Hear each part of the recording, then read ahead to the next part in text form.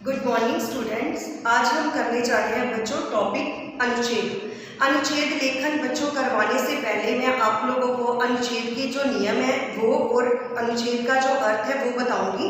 बच्चों जो अनुच्छेद है वो है क्या?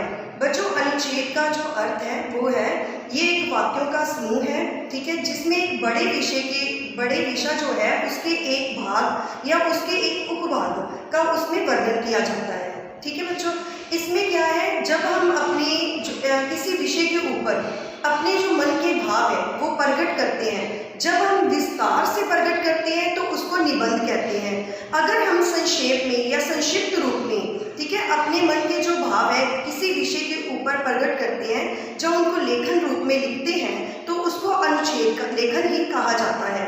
ठीक है बच्चों, जैसे बच्चों आप इंग्लिश सब्जेक्ट में ऐसे होता है, ऐसे का छोटा रूप क्या होता है उसमें पैराग्राफ, वैसे ही क्या होता है जो निबंध होता है हिंदी में उसका छोटा रूप होता है अनुच्छेद लेखन। ठीक है बच्चों, पहले मैंने अब आपको अनुच्छेद लेखन का पूरी तरह से अर्थ बता दिया। अब मैं आपको बता दूं कि अनुच्छेद लेखन में कुछ नियम भी लागू होते हैं। वो क्या है बच्चों, जैसे बच्चों आप कई बार क्या करते हो कि निबंध और अनुच्छेद को एक जैसा ही समझ जाते हो। निबंध में क्या होता है कि उसमें एक भूमिका भी होती है स्टार्टिंग से और नीचे उपसंहार भी होता है, ठीक है, उसमें हेडिंग्स बनाने होते हैं। पर अनुच्छेद में क्या होता है, एक पैराग्राफ ही होता है। ठीक है, जैसे पैराग्राफ में हम करते हैं कि उसमें कोई भूमिका नहीं लिखनी होती, कोई उपसंहार नहीं होता, कोई हेडिंग्स ही बनाने होते हैं।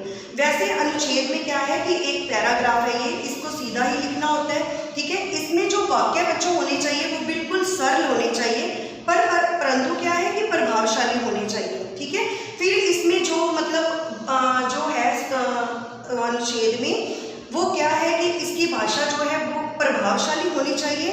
ठीक है, इसमें जो वाक्य है वो आपस में जुड़े हों और छोटे होने चाहिए। ठीक है, इसमें जो किसी भी चीज का जो विस्तार है आप लोगों ने अनावश्यक विस्तार नहीं करना। ठीक है, मतलब कि ज्यादा ही हर बात को बार बार नहीं लिखना। ठीक है, अपने जो मन के भाव है उनको संक्षिप्त रूप में आप लोगों ने लिखना है। ठीक है, मतलब कि छोटा बना के ही इसको लिखना है, ज्यादा जो विस्तार है इसका नहीं करना। ठीक है बच्चों, अब हम देखेंगे कि इसमें क्या चीजें हैं। ठीक है, आज हम एक अनुच्छेद पढ़ेंगे। जैसे मैंने यहाँ पे अनुच्छेद लिए, कथनी और करनी समान होनी चाहिए। ठीक है, कथनी करनी एक समान, मिलता जीवन में सम्मान। बच्चों एक चीज क्या है कि अनुच्छेद में आप लोग अगर इसके जो स्टार्टिंग है अनुच्छेद की उसने में अगर आप कोई कविता की जो लाइनें हैं कुछ पंक्तियां लिख दोगे तो इससे क्या है कि अनुच्छेद प्रभावशाली हो जाता है। ठीक है, एक अच्छा मतलब कि लगता है वो लिखने में। तो आप यहाँ पे कुछ कविता की पंक्तियां लिख सकते हो जिससे आपका जो अनुच्छेद है वो बहुत अच्छा लगेगा।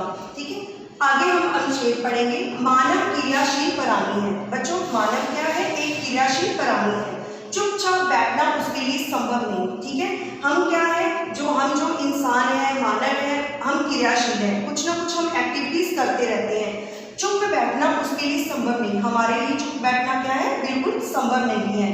इसलिए जो कुछ भी वह अपनी वाणी से बोलता है उसे करने की सोचता है। ठीक है, हम जो अपनी वाणी मतलब कि अपने मुंह से जो भी बात बोलते हैं उसको करने की सोचते भी हैं कि हम उसको करें। लेकिन कई बार ऐसा भी होता है मनुष्य जो कहता है वह कर नहीं पाता।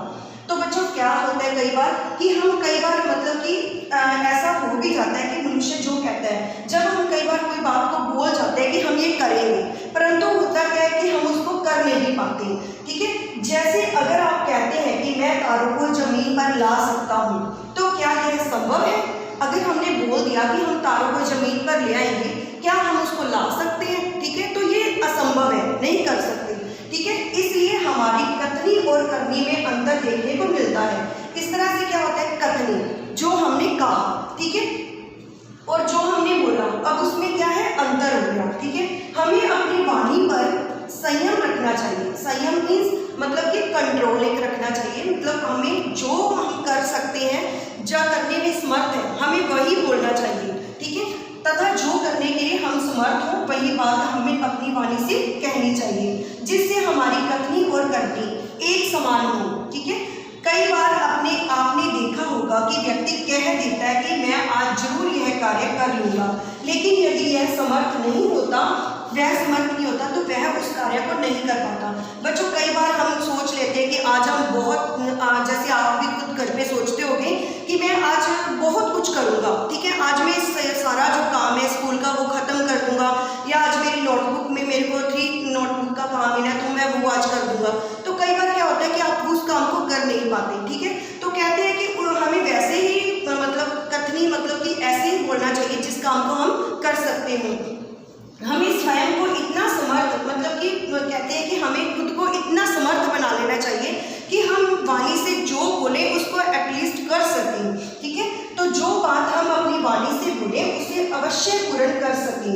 हमें क्या है अपनी कथनी और करनी में एक रूपता रखनी चाहिए, तभी हम समाज में सम्मान और प्रशंसा के पात्र बन सकते हैं। बच्चों, इस अनुच्छेद में हमें ये बताया गया कि हमें अपनी कथनी और करनी में दोनों में मतलब कि एक रूपता रखनी चाहिए। हमें वही बोलना चाहिए जो हम कर सकते हैं। ऐसे नहीं कि मैं घर पे बैठे बैठे ऐसे आप लोग बोल दो कि मैं तो आज ही ये काम कर लूँगा, ठीक है। जैसे हमने अभी इसमें एक उदाहरण पढ़ी है कि मैं तारों को ज़मीन पर ले आऊँगा, क्या ऐसे हम कर सकते हैं, ठीक है। तो ऐसी बातें नहीं बोलनी चाहिए जिसको हम नहीं कर सकते हो। अगर आप मन में वही बात को धारण भी करिए, वही बात मुँह से भी बोलिए कि मैं आज इतना काम कर लूँगा, तो उतना करके भी दिखाइए। तभी क्या होता है कि हम समाज में सम्मान और प्रशंसा के पात्र बन सकते हैं, ठीक है बच्चों। अब आप लोगों ने बड़ा ध्यान रखना है इस चीज़ का कि अनुच्छेद और निबंध में क्या फ़र्क है, क्या उसमें अंतर है। आप लोगों को पता होना चाहिए कि निबंध में जो है हेडिंग्स होते हैं, उसमें हम जितना भी विस्तार कर सकते हैं।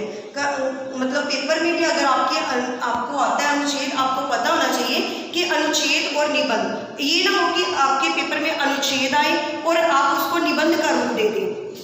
उसमें ना तो आप अनुच्छेद लिखने से पहले कोई उसमें हेडिंग बनाएं, ठीक है। उसमें कोई भूमिका उपसंहार नहीं लिखना, ठीक है। इसको सीधा ऐसे लिखना जैसा हमने पढ़ा है। ओके बच्चों, स्टे होम, स्टे सेफ।